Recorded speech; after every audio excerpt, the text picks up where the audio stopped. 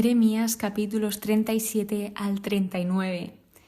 Seguramente te puedas ver muy identificado con el caso que sucede hoy, que está el rey Sedecías preguntándole la misma pregunta continuamente a Jeremías para ver si Dios cambiaba algo de lo que tenía preparado para su pueblo o si cambiaban las cosas. Tal vez si preguntaba más a Jeremías puede ser que cambiase todo, pero lo que pasa es que Jeremías siempre iba con la verdad por delante y Jeremías le dijo en todas las ocasiones que le fue a preguntar, que además le preguntaba en secreto, le dijo que no iba a cambiar nada, que el juicio que iba a venir era seguro.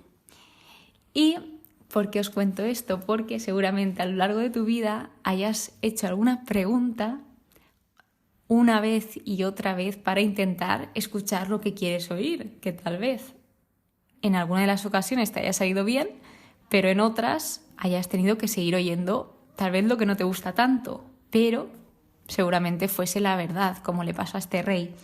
Así que he dicho que se lo preguntaba en secreto el rey. ¿Y esto por qué era? Porque él tenía miedo que surge del hecho de que a pesar de toda la debilidad y maldad del hombre, conocía el poder de Dios. Es decir, a pesar de que Sedecías en ningún momento escuchó la palabra de Dios, bien que cuando llegaba la hora crítica iba corriendo a quien sabía que decía la verdad.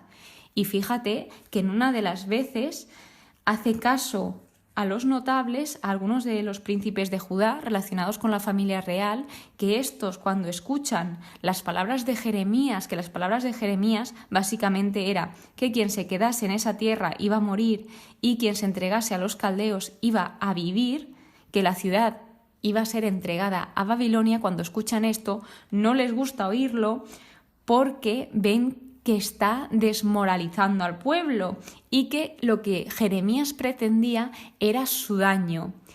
Ellos pensaban incluso que podría estar aliado con el ejército babilónico, pero lo único que hacía Jeremías era hablar en nombre de Dios y a Jeremías le dolía en toda su alma, él sufría por esto porque le dolía ver todo lo que venía, pero él no iba a mentir ni a decir lo que ellos querían escuchar. Él lo único que quería era ser fiel a Dios. Y hemos visto anteriormente cómo Jeremías, a pesar de que quisiera callarse todo eso que Dios le transmitía, todos esos mensajes, no podía. Es que era inevitable podérselos callar porque necesitaba contarlo, necesitaba contarles a su pueblo la verdad y advertirlos de lo que iba a venir, darles consejos, advertencias, a pesar de que obviamente cada uno tenía libertad de elegir lo que quería hacer. Así que bien, pues cuando condenan a Jeremías lo echan a una cisterna donde había fango, y esta era una cisterna que había mandado hacer Malaquías, que era hijo del rey. Y lo tiraron a una cisterna en lugar de acabar con su vida porque no querían cargar con la culpa de derramar sangre. Es que eran conscientes de todo, pero como tenían miedo, lo que hacían era pues tirarlo a la cisterna y que poco a poco fuese muriendo. Pero aquí no acaba todo, porque llega Ebed-Melech, que Ebed-Melech era un cusita, eunuco de la casa del rey, que Ebed-Melech, según indicaba en el estudio, significaba siervo del rey. Decía que seguramente no fuese su nombre real, pero que ya decía bastante de quién era. Entonces, este hombre, al oír esto, fue al rey y le dijo que habían hecho mal, que había hecho muy mal con Jeremías. Entonces, vemos como el rey le dice, sácalo antes de que muera, porque seguramente Jeremías ya se encontraba en un estado muy crítico. Y así fue como Jeremías volvió a estar en el patio de la guardia. Una cosa que vemos de Sedecías es su débil carácter, porque él hacía caso a todo lo que le decían, tanto de una parte como de otra. Si le decían A, Sedecías decía A. Si le decían B, él decía B. Él se dejaba llevar.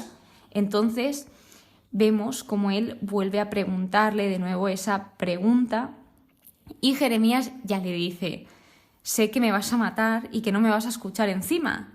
Pero el rey Sedecías le dice que jura que no lo va a matar ni lo va a entregar. Entonces, lo que le vuelve a decir Jeremías es que él debía entregarse a los oficiales del rey de Babilonia. Y él empieza a contar sus preocupaciones, el rey Sedecías, que esto también es totalmente normal, que nos entre miedo. Así que Jeremías lo que le dice es que haga caso a la voz de Yahvé, pues te resultará bien y quedarás con vida. Esto lo que está haciendo es apelar al rey sabiendo que siempre es lo más seguro escuchar la voz de Yahvé.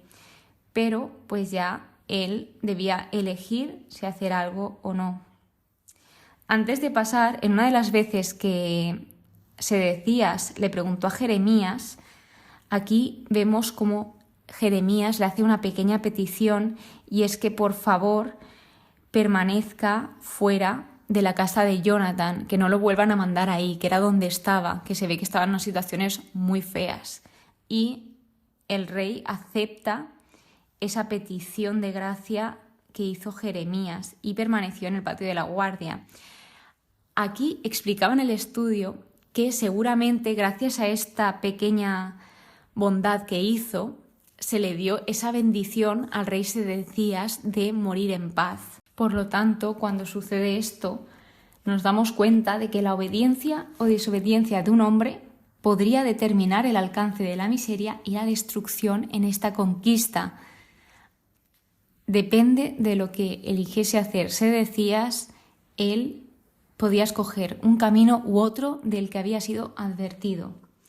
El capítulo 39 es la caída de Jerusalén y la suerte de Jeremías, donde nos hace un poco de recordatorio de dónde nos encontrábamos, de qué fue pasando, de que en el año 9 de Sedecías, Nabucodonosor avanzó hacia Jerusalén y la sitió, que esto quiere decir que la rodeó. ¿Y qué pasaba aquí? Que cuando ellos tenían rodeada toda Jerusalén, no podían entrar ni salir las personas que venían a vender la comida.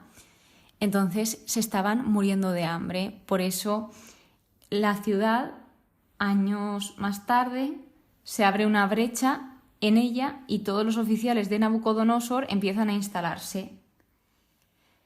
Y las tropas caldeas, cuando Sedecías intenta huir, porque Sedecías intenta huir, lo alcanzan y lo llevan a Riblá, donde después Nabucodonosor lo sometió a juicio. De aquí quiero destacar dos cosas, y es que Nabuzaradán, que era el jefe de la guardia, permitió a la plebe baja quedarse en Judá y les donó viñas y parcelas. En el estudio no vi que indicase nada, pero así a simple vista parece un buen gesto. Luego, el rey Nabucodonosor le dijo a Nabuzaradán, madre mía, es que me cuesta tanto los nombres, pero poco a poco. Y lo que le dijo básicamente en ese mensaje Nabucodonosor era que no le hiciese daño alguno a Jeremías. Vemos aquí cómo Dios cuidó a Jeremías en todo momento y lo que también se le permitió fue vivir entre el pueblo. Y aquí se dio esa gran gracia del Señor.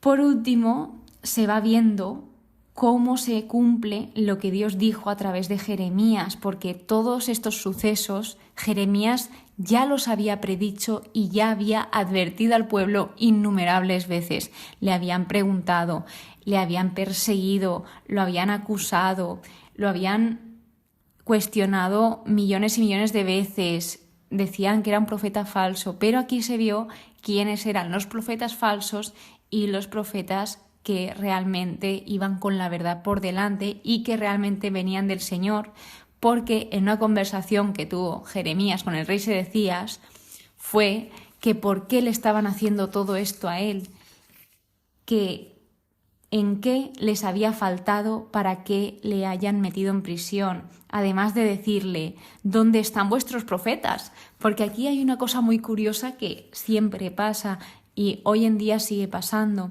y es que se dan cuenta de que a pesar de que le han perseguido, él dice la verdad y acuden a él a pesar de todo lo que le han hecho y él sigue respondiéndoles.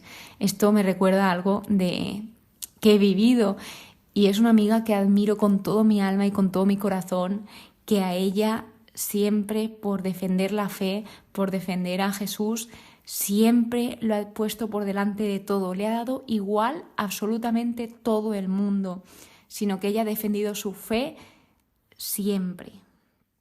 Así que lo que se ve luego es como todas las personas que se pudieron meter con ella en un día en concreto han vuelto a ella cuando la han necesitado. En un momento crítico volvían a ella. Y esto, pues ahí ves muchas cosas y aprendes mucho.